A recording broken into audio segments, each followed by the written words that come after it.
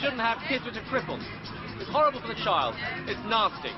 You're consigning a child to a life of horrible disablement and misery. I think it's unfair to bring people into the world who are going to be malformed or have a miserable life. How can you say that? But no, come on, say it like it is. You're a eugenicist. You want these people exterminated. Free speech is the cornerstone of any civilized society. This is Speaker's Corner in London, and it's a powerful symbol of the freedoms enjoyed in Britain. For more than 150 years, people have flocked here on Sundays to give vent to their opinions. If there aren't any voices to challenge a particular viewpoint, then obviously it's going to have more authority, more influence, more impact than in a community where all kinds of different ideas are being freely exchanged all the time and challenged. The new stereo, the new pop, whatever. Is that healthy? We put our right to free speech to the test. Actor Anthony Gabriel wore a secret microphone. We filmed the reactions of the crowd. No matter how outrageous our actor's comments, people fell into one of two groups. They either just listened or shouted back. In social psychology, they're known as the bystander and the dissenter, and that is step 4. That again takes us back rather to the idea of how wars and brutality and gross criminal abuse of human rights occurs. It only occurs, it seems to me, within the context of relative silence.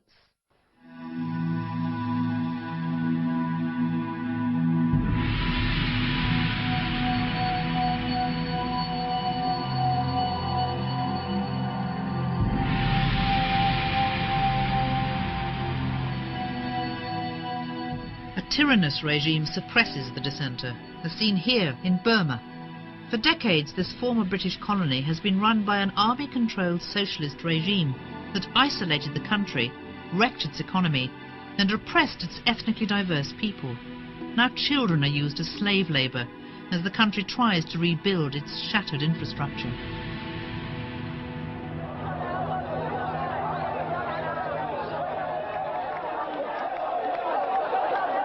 In 1988, a massive and peaceful people power movement demanded an end to dictatorship.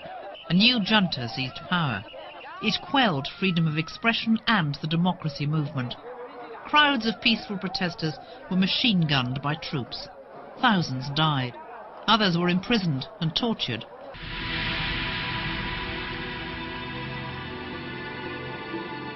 Human rights groups want the military regime to be tried for genocide and crimes against humanity.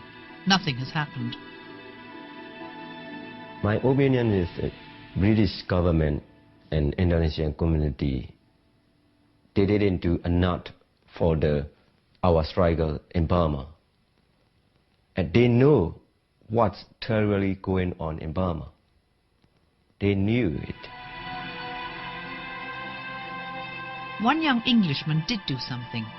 James Maudsley chose to become a dissenter. He deliberately got himself arrested, handing out pro-democracy leaflets. His aim was to draw attention to the genocide of the Karen minority in Burma. The day before he left, he was best man at his twin brother Jeremy's wedding. We knew that was his intention, to get put into prison, because he wanted to confront the military face on, and the only way of doing it was to end up, in his own words, to reside at their pleasure. Like Ko Aung, James was also tortured by the regime. If anyone stands up to them, then that is a challenge to their power and their authority. James was a white Westerner who stood up to their authority. He needed to be stamped on. Random beatings, white light on 24 hours a day, white noise, radio noise being played outside his cell 24 hours a day. Essentially all the techniques to break somebody's spirit and break someone's morale. Friends in Thailand sent him fresh fruit, and it was left out of his reach, but visible, rotting, until they gave it to him. Stupid little games which prison guards play, largely, and sometimes more serious. A campaign in Britain secured James' release. This was the positive result of a group action. And that's why malevolent leaders fear and quash group power. But if enough people say, no, this is wrong, then we can bring that regime, which is a totalitarian regime, we can bring it into line by humanitarian standards before too many of the local population have their fingers burned so heavily that they lose their fight. We took 4 secret cameras and a stuntman to the Lancaster campus to catch on film whether people will help a stranger in distress. All the unsuspecting test subjects will be Manchester United fans. The stuntman will fall in their path wearing either a Manchester United or a Liverpool strip. When will the fans play the Good Samaritan?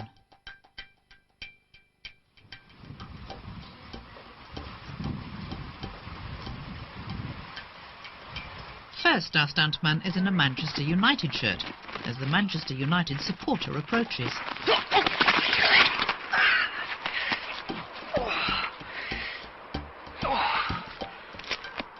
A positive result. Even though it's raining, she helps her fellow fan into the building. Next, we try the Liverpool strip. This Manchester United fan sees the fall, but sprints inside.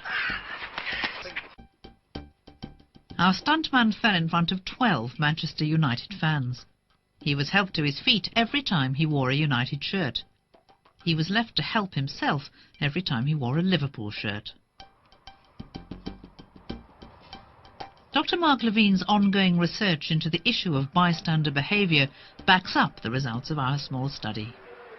On the one hand, the positive thing about this research is it demonstrates that when we feel ties to other people, then we're more likely to help them. The negative side of the research potentially suggests that when we see people as out-group members, as others, then we're less likely to go and help them than we might normally be.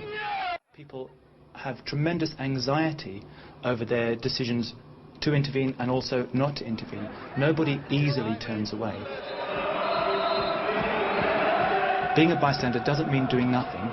If you don't intervene, that's an active decision not to get involved. And it's when people don't get involved, when they see any kind of injustice, that that injustice is allowed to continue.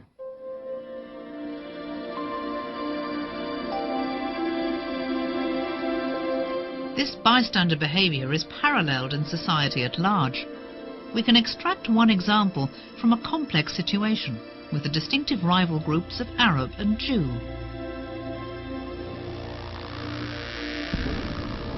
In Israel, the Palestinians often live in appalling conditions, not far from impressive housing developments built by Jewish settlers. As the gulf between the two groups widens with restricted human rights for Palestinians, there's ongoing violence. The Palestinians throw stones and sometimes open fire. The Israelis retaliate with live rounds and rockets and the force of law. Until September 1999, Israel effectively legalized torture under the term moderate physical pressure. This enabled the secret police, the Shin Bet, to brutalize suspected Palestinian terrorists using shackling, shaking and isolation. A liberal middle-class nation stood by and tolerated this behavior for years.